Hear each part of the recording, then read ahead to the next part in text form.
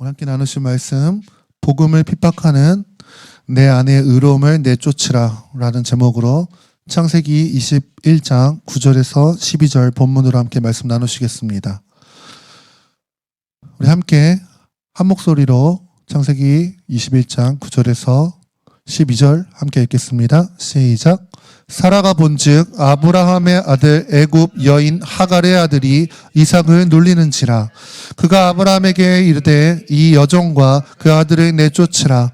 이 종의 아들은 내 아들 이삭과 함께 기업을 얻지 못하리라 하므로 아브라함이 그의 아들로 말미암아 그 일이 매우 근심되었더니 하나님이 아브라함에게 이르시되 내 아이나 내 여종으로 말미암아 근심하지 말고 사라가 내게 이른 말을 다 들으라.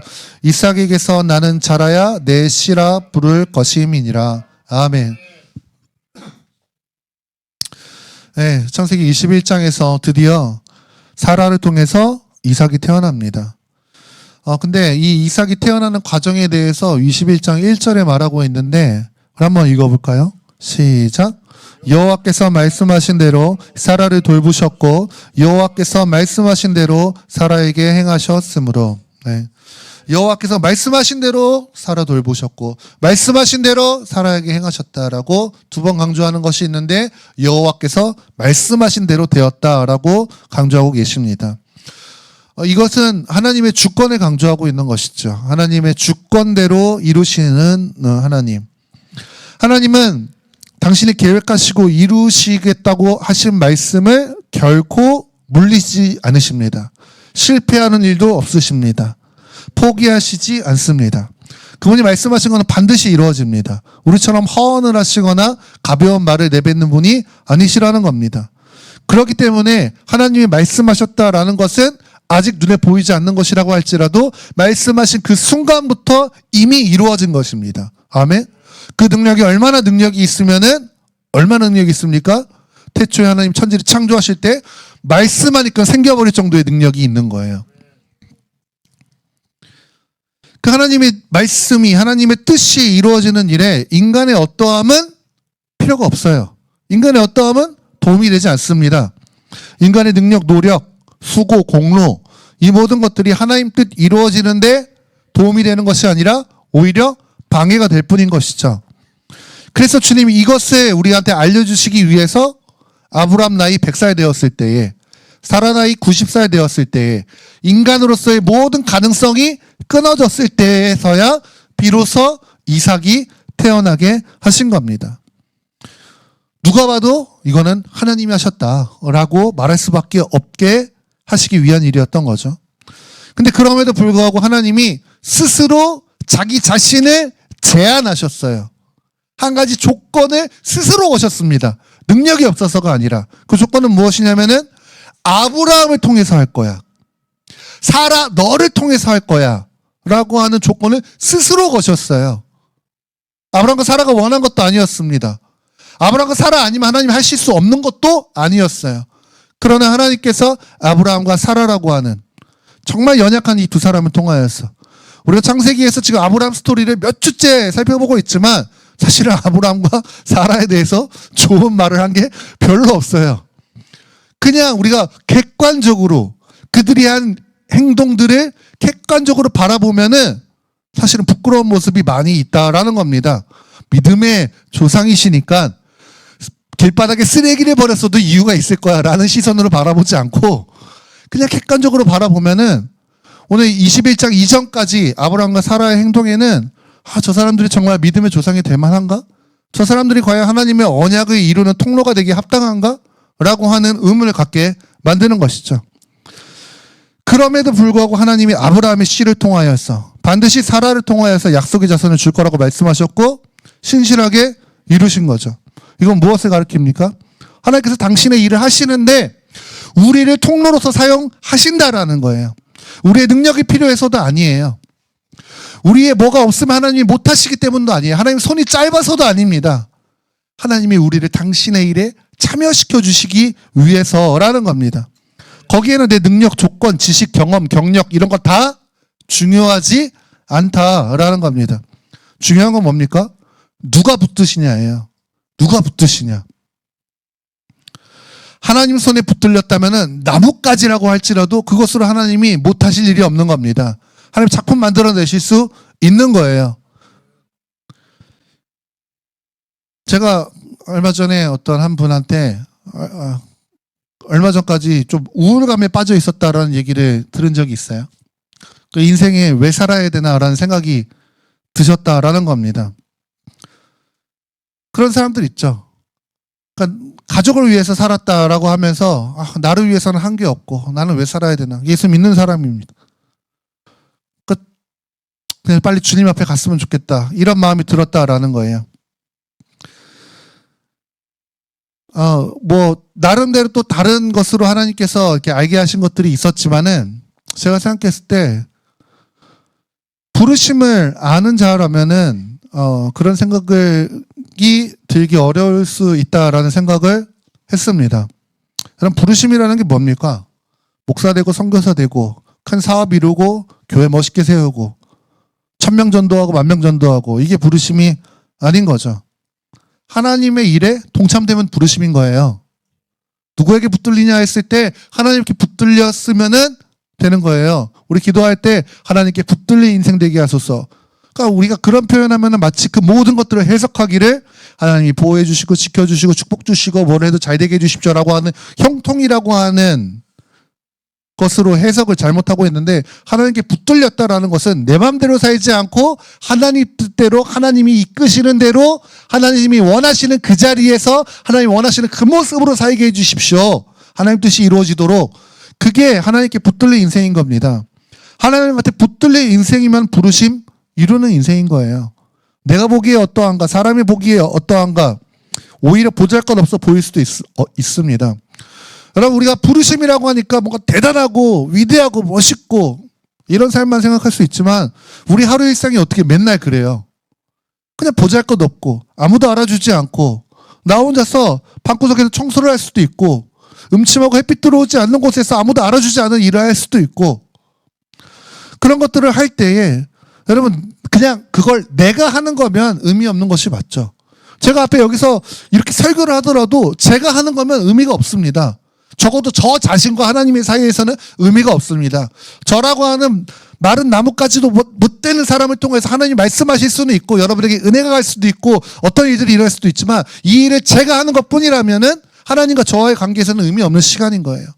근데 아무리 보잘것없는 길가에 있는 그냥 하나의 쓰레기를 줍는 일이라고 할지라도 우리 안에 원동력이 예수 그리스도가 되면은 그것은 하나님 앞에 의미 있는 시간이 되는 것이다 라는 겁니다. 하나님에 붙들리고 그분한테 붙들려서 그냥 한 걸음 한 걸음 순종하고 있는 것이면 그게 부르심 이루는 것이고 인생의 목적에 맞게 살아가고 있는 것이다 라는 거예요.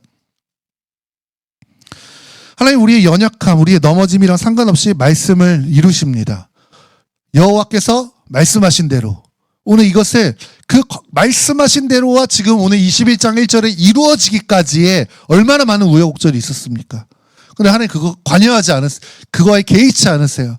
하나님 말씀하셨으면 그것을 반드시 이루신다라는 겁니다. 하나님 온 인류 역사를 그렇게 이루어가고 계세요. 그럼 그 가운데서 우리는 무엇을 해야 되는 것인가? 보잘것없어 보이는 일상이라도 하나님 앞에 순종하면서 하나님 계신 곳에 있으면 되는 것이다 라는 겁니다. 그게 목적에 맞게 살아가는 것입니다.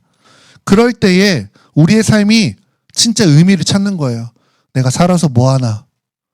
내가 이대로 내가 예수 믿고 구원받는다는 것도 알았고 이제 뭐 자식 다 키웠고 뭐 이렇게 저렇게 한데 내가 더 이상 이렇게 살아서 뭐하나. 그거는 삶의 의미를 모르니까 하는 말인 것이죠. 부르심 무엇인 줄 알면은 주님 앞에 서는 그날까지 그럼 내 부르심의 완성이 뭔지 다 아는 사람이 있습니까? 받았다고 하는 사람들이 있더라고요. 내 인생에 이때는 이럴 것이고 저 때는 저럴 것이고 모르겠습니다. 그렇게 받아갖고 자신의 정확하게 미래를 알고 사는 사람 몇이나 있겠습니까? 주님 앞에 서는 그날까지 내 마지막 호흡이 다 끝나는 그날까지 우리는 모르죠. 그냥 그 한순간 한순간에 주님이 이 땅에서 허락하신 만큼 부르심을 이루면서 사는 것입니다. 그럴 때 우리가 삶의 의미를 찾는 겁니다. 21장 6절에 보면은 사라가 드디어 하나님께서 나를 웃게 하시니 듣는 자가 나와 함께 웃으시리로다. 사라가 믿음이 없는 하나님을 마치 비우는 것 같은 웃음을 지었던 사람이지만 그 웃음을 하나님의 진정한 기쁨의 웃음으로 바꿔주셨어요. 하나님의 손에 붙들려서 부르심 이루는 삶을 살면 이 기쁨이 있는 겁니다. 내 안에 그게 되겠어? 내 삶 이대로? 이런 게 아니라 하나님 붙들린 인생 되면 부르심을 이루는 삶 되면 그 안에 참 만족과 기쁨이 있다라는 겁니다. 이제 시간이 조금 흘렀습니다. 그래서 이삭이 좀 자랐어요.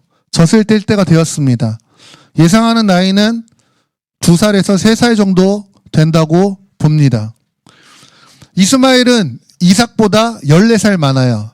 그러니까 이삭 나이 2살에서 3살이면 이스마엘 나이 16에서 17 정도 되었겠죠. 문제가 하나 일어나죠. 이스마엘이 이삭을 놀린 겁니다. 그 16살, 여기 14살 누구지? 주아가 2살짜리 애를 놀리면 얼마나 놀렸다고. 그렇게 한 건데. 근데 그 놀린 게 문제가 되었어요. 근데 우리가 지금 보고 있는 개역개정 성경에는 놀렸다라고 되어 있지만은 원어의 의미상으로는 비웃다, 조롱하다, 희롱하다 이런 의미가 있습니다. 이게 실제 일어났던 사건이기도 하지만 이게 영적인 의미를 담고 있는 사건이에요. 제가 그냥 이 사건을 가지고 제 마음대로 영적인 해석을 하는 것이 아니라 갈라디아서가 이 사건을 해석해주고 있습니다. 갈라디아서 4장 22절, 23절 한번 읽겠습니다. 시작.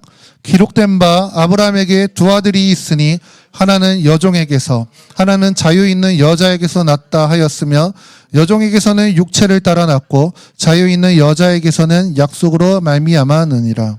아멘. 오늘 여기서 이거 이후로 이 사건에 대해서 이야기합니다.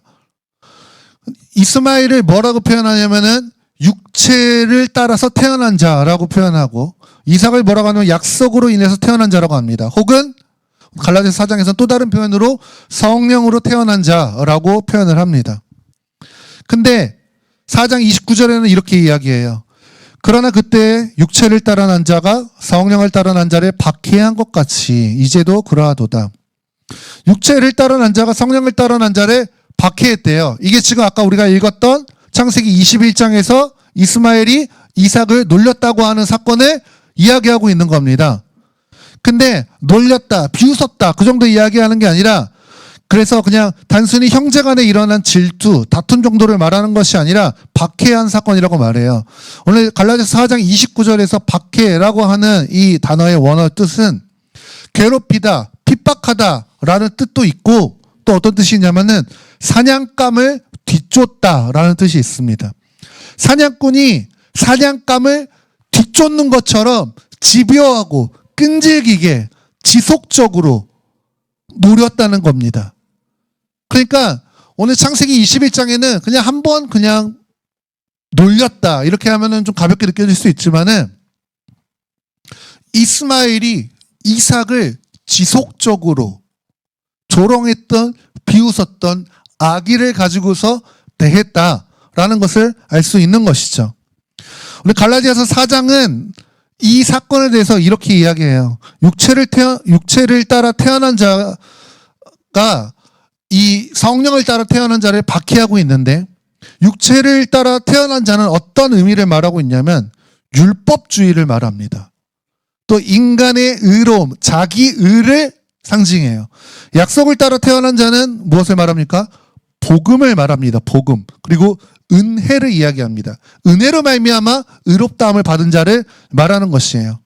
그래서 이스마엘과 이삭 사건을 통해서 알 수 있는 영적 의미는 반드시 인간의 의로움은 복음을 핍박하게 되어 있다라는 겁니다.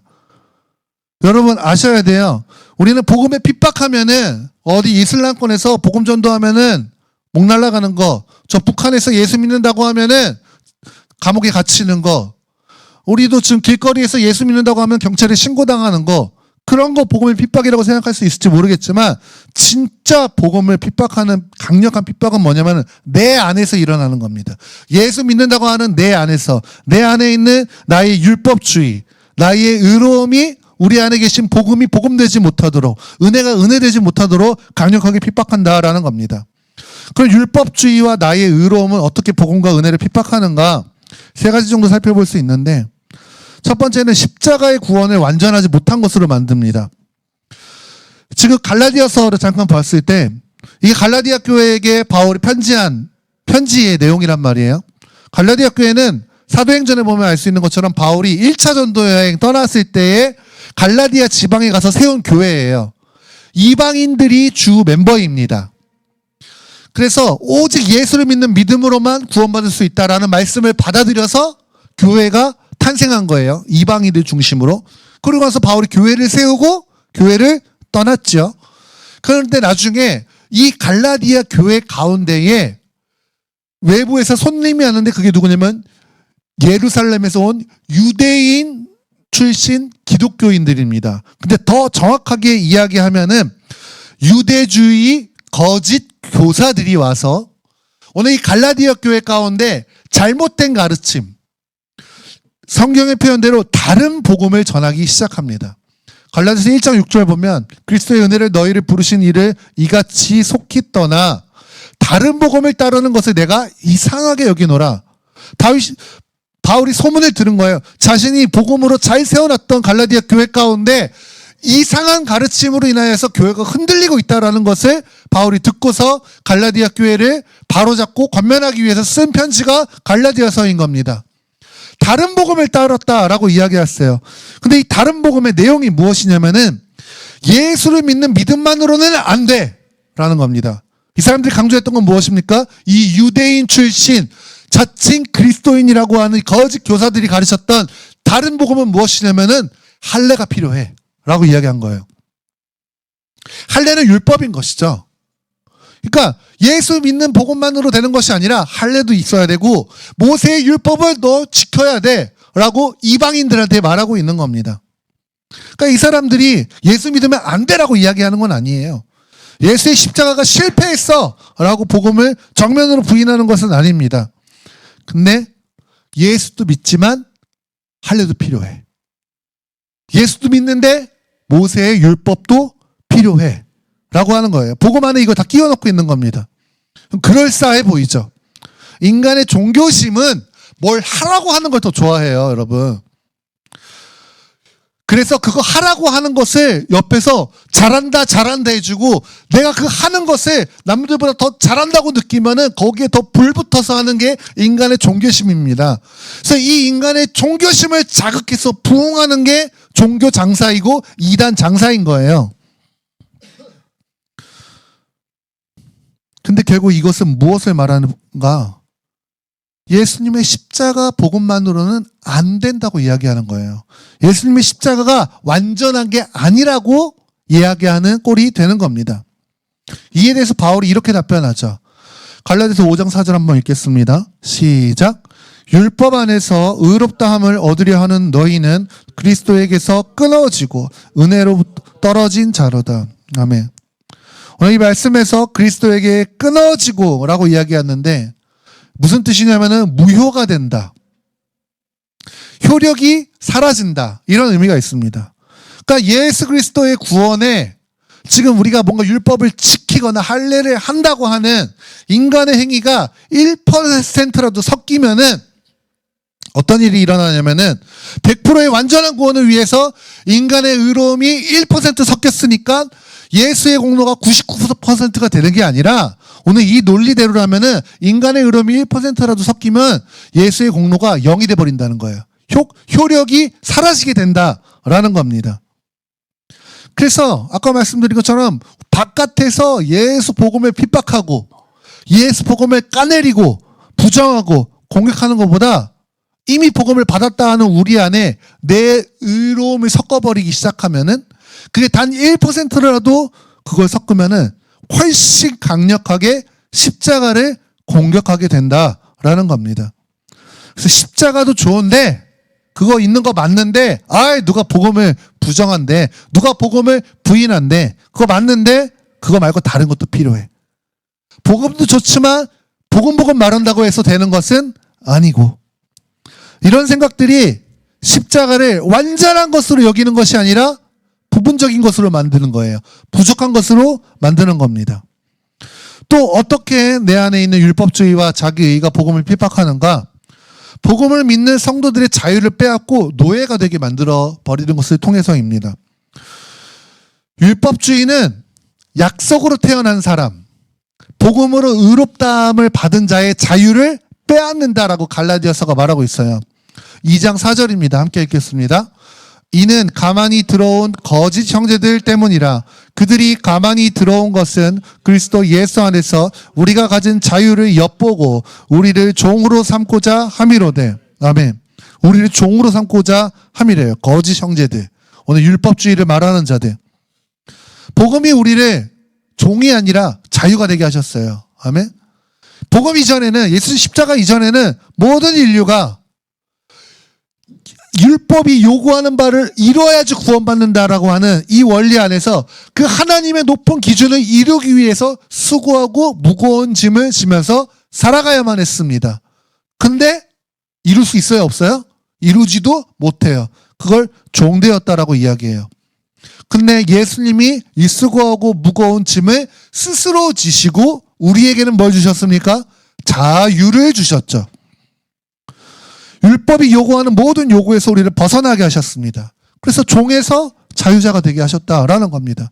근데 갈라디아 교회에 침투한 거짓 교사들이 다시 율법을 지키는 행위가 있어야만 구원받는다라고 말하는 것을 통해서 갈라디아 교회 성도들에게 율법의 멍에를 지어주는 거예요. 이 사람들 심지어 유대인도 아닌 자들이었어요. 원래 그런 개념이 없어서 그냥 예수 믿으면 구원받는다는 이 복음을 순수하게 받아들여서 누리고 있던 자들인데 그것만으로 안 된다라고 하는 율법의 짐을 주어서 다시 종이 되게 만든 겁니다. 여러분, 율법주의는 복음 안에서 누리는 자유, 내가 해서 되는 것이 아니고 그리스도가 하신 다 이루어 놓으셨어라고 하는 이런 것들을 불안해해요. 그래서 그걸 그렇게 하면 방종이야. 그렇게 하면 안 되라고 이야기해요. 우리가 노력하지 않고 내 의로움과 공로를 위해서 애쓰지 않으면 잘못됐다라고 이야기합니다. 너 그러다가 구원 못 받아. 이런 얘기 하는 거예요. 구원받은 것은 예수님의 100% 공로지만 그 이후의 삶은 우리가 만들어가는 거야. 이런 얘기 하는 겁니다. 이거 이단 가르침 아니에요. 이거 그냥 우리나라에서 복음주의 교단이라고 하는 교단에서 그냥 너무나도 당당하고 진리인 것처럼 말하는 그런 가르침입니다. 구원받은 것은 100% 예수 그리스도의 은혜지만 그 이후로 살아가는 것은 우리가 노력하고 애써야 되는 거야. 그래서 예수 닮아야 돼. 우리가 열매 맺어야 돼. 노력해야 돼. 다 좋은데 끝에는 기도 안에서 그래. 기도해야 돼. 성경 안 읽어서 그래. 성경 읽어야 돼. 하다 모든 거 다 안 되면 거기다 다 그냥 스탬퐁으로 몰아가지고 성령 받아야 돼. 뭐 이런 식으로 가는 겁니다.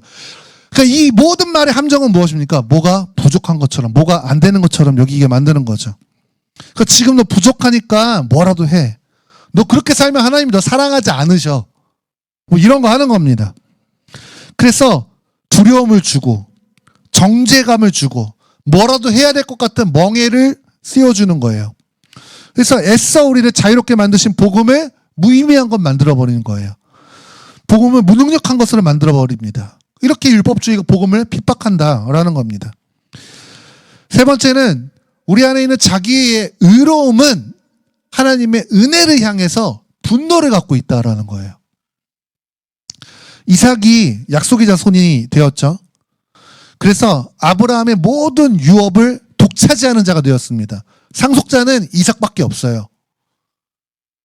근데 거기에 이삭의 공로가 있습니까? 그럼 아브라함의 공로가 있어요? 아니면 엄마인 사라의 공로가 있습니까? 없어요. 그냥 하나님이 말씀하신 대로 이루신 것밖에 없습니다. 공로가 없죠. 근데 그것을 바라보고 있는 이스마엘이 분노하는 거예요. 아무 공로 없이 모든 것을 독차지한 이삭을 보면서 이스마엘은 어떤 상징입니까? 인간 나름의 최선의 노력의 상징이 이스마엘이에요. 하나님의 약속이 이루어지지 않을 것 같자 사라가 나름의 지혜로서 인간의 모든 최선으로서 아내지만 내가 아내가 있지만 내가 아는 일을 못 난다면은 내 종 하갈을 통해서라도 자식을 이어가야지라고 하는 인간의 최고의 의로움을 상징하는 것이 이스마엘입니다. 그 인간의 의로움으로서는 용납할 수 없는 거예요. 나같이 열심히 하고 나같이 노력하고 나같이 희생한 게 아니라 저 아무것도 안 하고 거저 모든 것을 받은 자가 내 아버지의 모든 상속자가 된다고? 내가 아니고? 라고 하는 분노가 있는 겁니다. 그 분노가 이삭을 공격하게 만든 거예요. 율법주의자들, 자기 의로움으로 사는 사람들은 종교적인 열심, 자기가 도덕적으로 무언가를 이뤄놓은 거, 때로는 절제하는 금욕, 이런 것들을 자랑으로 여깁니다. 나 술 안 마셔요. 나 담배 안 핍니다. 뭐 이런 것들 자기 자랑으로 여기는 거예요. 근데 복음이 그런 행위를 인정해 줍니까? 인간의 공로를 복음이 인정해 줘요? 복음이 인정해 주지 않아요. 십자가는 그런 거 인정이 안 해줘요.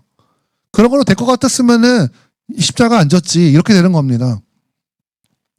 그래서 인간의 자기의 의로움은 자기가 지금까지 쌓아온 모든 것들을 복음이 부정하잖아요. 너 그거 해도 안 된다라고 이야기하잖아요. 거기에 대해서 분노가 있는 겁니다. 그래서 그 분노를 가지고서 자기의 의로움을 증명하기 위해서 십자가를 부정하고 부인하고 대적하게 된다라는 겁니다. 그래서 믿음으로만 구원을 받는다. 예수께서 다 이루어 놓으셨다. 예수가 하신다. 우리가 하는 게 아니다.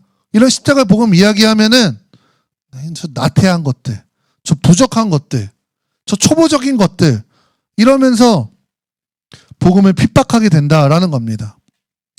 우리 안에 이렇게 율법주의가 가만히 들어와서 복음을 핍박하고 있어요.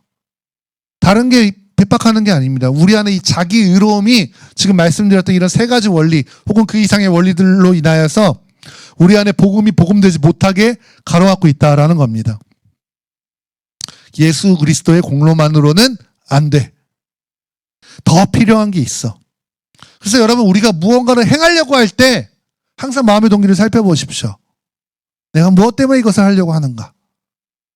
때로는 나의 욕심 때문일 수도 있고 나의 욕망 때문일 수도 있고 혹은 때로는 두려움 때문일 수 있습니다. 이대로 되겠는가? 내가 뭘 더 해야 되지 않는가? 선한 것 같죠? 또 어떤 말씀들을 들으면 그게 잘하고 있는 것 같죠? 근데 복음 앞에다가 펼쳐놓고 봤을 때에 그럼 나의 이 행동과 나의 이 동기는 예수의 십자가를 온전히 받아들이고 믿고 있는 것인가? 아니면 예수의 십자가를 뭔가 부족한 것으로 여기고 있는 것인가를 점검해 봐야 할 필요가 있다라는 겁니다. 이런 복음을 핍박하는 것에 대해서 하나님 분명하게 말씀하세요. 10절 한번 읽어보실까요? 시작. 그가 아브라함에게 이르되 이 여종과 그 아들을 내쫓으라. 이 종의 아들은 내 아들 이삭과 함께 기업을 얻지 못하리라 하므로. 12절 읽겠습니다. 시작. 하나님이 아브라함에게 이르시되 내 아이나 내 여종으로 말미암아 근심하지 말고 사라가 내게 이른 말을 다 들으라. 이삭에게서 나는 자라야 내 씨라 부를 것임이라. 아브라함이 고민하는 거예요. 아이 그래도 저 종을 통해서 태어난 저 이스마엘도 내 아들인데 어떻게 해야 되는가? 뭐 이런 고민하고 있는 가운데에서 하나님이 말씀하십니다. 사라가 하는 말 다 들어. 사라가 한 말 뭐예요? 이스마엘 내쫓으라고 하면 그 말. 저 이스마엘과 우리의 아들 이삭은 기업을 공유할 수 없어 라고 하는 그 말을 들으라는 겁니다. 이스마엘 내쫓으라는 거예요. 이스마엘에게 기업을 주지 말라는 겁니다. 바울도 이 말씀을 인용해서 교회와 성도 안에 들어온 율법주의를 분명하게 내쫓으라고 이야기합니다. 갈라디아서 4장 30절에 얘기하는 거예요. 그러나 성경이 무엇을 말하느냐? 여종과 그 아들을 내쫓으라. 여종의 아들이 자유 있는 여자의 아들과 더불어 유업을 얻지 못하리라 하였느니라 라고 표현하면서 우리 안에 들어와 있는 율법주의를 내쫓으라고 바울이 이야기하고 있는 겁니다. 우리 안에 있는 여전히 있는 나의 의로움, 내 안에 있는 종교적인 행위, 내 공로가 필요하다고 여기는 것들, 그것을 인정받으려고 하는 것들, 이거 내쫓지 않으면 복음이 주는 자유를 누리지 못해요. 우리 안에 나의 의로움이 1말이라도 남아있으면, 조금이라도 남아있으면 그게 복음을 대적하는 게 됩니다. 그래서 우리 안에 있는 이 자기 의로움을 발견해야 되는 거예요. 얼마나 많은 경우에 우리가 이 착함, 선함, 옳음이라고 하는 가면을 쓰고서 내 의로움이 우리 안에 독버섯처럼 퍼져 있는지 모릅니다. 여러분, 눈에 보이는 악의는 차라리 구분하기 쉬워요. 근데 오랜 시간이 지나도 우리가 구분하지 못하는데 우리의 삶에 복음을 핍박하게 만드는, 예수 그리스도가 도저히 그 자리에 서시지 못하게 그 설 자리를 빼앗아 버리는 것이 무엇이냐면 내 의로움이에요. 근데 내 의로움이라는 게 진짜 구분하기 어렵습니다. 대부분 다 선함이라는 것으로 표정되어 있어. 내가 너를 위해서 하는 거야. 내 걱정돼서 그렇게 하는 거야. 내가 나 위해서 하는 게 아니라 너 위해서 하는 거야. 이거 가장 많이 드러나는 게 부모 자식 관계이기도 하고 부부간의 관계일 수도 있고, 악의를 가지고 하는 것이 아니죠. 정말로 위해서 하는 것도 맞아요. 근데 그 위해서 하는 그 주체가 내가 되는 순간 내 의로움인 것이죠. 그 어설픈 자기 의로움이 항상 우리 안에서 복음을 대적하게 만들어요. 그게 더 죄로 빠지게 만들어요. 그게 더 안 좋은 결과들을 만들어요. 오늘 여기서 이스마엘 내쫓지만 결국에는 이 이스마엘, 지금 이란과 이스라엘 왜 저렇게 으렁거리는 대적하는 관계가 되었습니까? 뭐 역사적으로 맞네 아니네라고 하지만 맞죠 뭐. 결국에는 그 돌이킬 수 없는 사망의 결과들을 맛보게 만드는 것들이 다 우리 안에 있는 그 선함이라고 하는 그것 때문이라는 겁니다. 그럼 어떤 사람들은 그 착한 일도 하지 마. 착한 일로 남을 돕지 마. 도우세요. 누구로 도우라는 겁니까? 그리스도로. 착한 일을 하고자 하는 마음을 들 때조차도 그거 못 속인다니까요. 그거 어떻게 속여요? 교회 안에서 예를 들어서 뭐 사람들이 많은 교회 안에서 내가 교회를 위해 이걸 하고 싶습니다라고 했을 때 대부분 교회는 그거를 환영하죠. 교회를 위해서 이렇게 섬겨주시다니 너무 감사합니다. 뭐 이렇게 되겠지만 어느 경우에는 너무 눈에 보여요. 저 사람 저거 하나, 뭐 예를 들어서 선풍기 하나 갖다 놓고서 저거 얼마나 생색을 낼까. 교회에다가 화분 하나 갖다 놓고서 이 화분을 여기 보이게 놨니 안 보이게 놨니 하면서, 그래서 뭐 좀 하려다가 이거 나중에 지금은 먼저 너 해놓은 거 있으니까 이건 나중에 해야지라고 한 주 여기다 안 세워놓으면은 나중에 와서 이렇게 하는 거죠. 목사님 그 화분 주세요. 네? 그래서 이거 안 쓰실 거면 주시라고요. 그래서 다시 가져가고. 그게 결국에는 교회를 위해서 한다고 하지만 내 의로움이었고 내 의로움이 드러나지 않는 것을 인정하지 견디지 못하는 거죠. 그런 것들 얼마나 교회를 어렵게 만드는지 모르는데, 그렇다고 해서 그거 일일이 무슨 마음으로 이거 하시는 거죠? 물어볼 수도 없어요. 그거 물어봤다고 기분 나빠해요. 우리가 스스로를 점검해야 됩니다. 그게 이렇게 그냥 단적으로만 드러난 거면은 너무나도 그나마 다행인데, 우리의 깊은 관계들 안에서 서로를 망치는 게 자기 의로움이라는 겁니다. 그래서 그리스도로 그 일을 하고 있는가? 이 내 마음의 동기와 이것을 하고 움직이는 것이 예수 그리스도로 인한 것인가를 돌아봐야 한다라는 겁니다. 그래서 내 의를 분명하게 쫓아야 돼요. 많은 사람들이 복음을 알고 있대요. 복음이 필요해라고 하기면 복음 알고 있는데요? 복음을 모르지 않는데요? 기분 나빠합니다. 내가 예수 믿은 지 몇 년 차인데, 내가 직분이 있는데, 교회에서 하는 일이 있는데 왜 나한테 복음을 모른다고 이야기합니까? 라고 해요. 그러면서 또 뭐라고 이야기하냐면 복음만으로는 안 된다고 합니다. 복음만으로는 안 되니까 뭘 더 해야 되고, 훈련도 받아야 되고, 뭐 또 받아야 되고, 능력도 더 받아야 되고. 다 맞습니다. 능력도 좋죠. 훈련도 필요합니다. 훈련을 부정하거나 능력을 부정하는 게 아니에요. 근데 그 안에서 십자가의 복음의 능력을 100% 어떻게 누리는가? 훈련받는다고 누리는 게 아니라는 거예요. 이 사람들은 예수님께서 십자가에서 다 이루셨다라고 하는 말을 이해하지 못합니다. 대부분의 경우에. 뭐 이론적으로 이게 사실 어려운 게 아니고 복음이 어렵지가 않잖아요. 이거를 설명을 해주면은 머리로는 이해해요. 이거 자체가 논리적으로 어렵지 않기 때문에 우리 애들도 다 알 수 있는 내용들이기 때문에. 근데 이해했다고 해서 믿으시는 것도 아니에요. 이해는 했는데 100% 믿지 못해요.